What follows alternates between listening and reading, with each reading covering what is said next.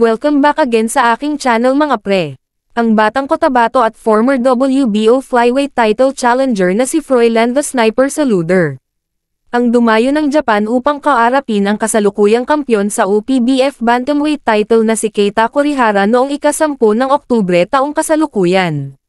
At co-main event ng labanang Casimero vs Oguni. Bago pa man magkaharap ang dalawang ito ay 3 Pinoy na ang pinabagsak ng Japanese fighter at lahat ito ay tinalo niya via knockout.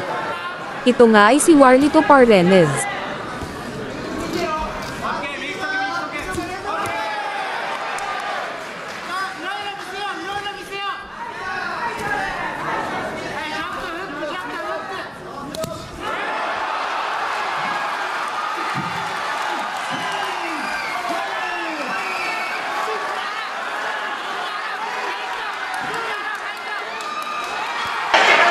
Ryan Lumakad.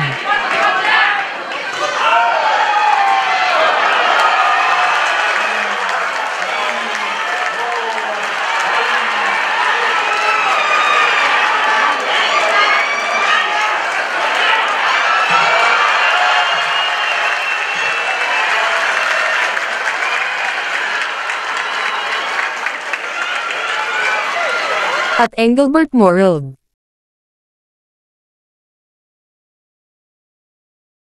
Kumpiyansa nga ang Japanese na matatalo niya ang ating kababayan at knockout lamang din ang aabutin nito katulad ng mga nauna. Easy fight eka nga. Sa laban nga na ito ay nakataya ang titulong hawak ni Kurihara na OPBF bantamweight title. At ang laban nga na ito ang naging malaking pagkakamali ng Japanese fighter.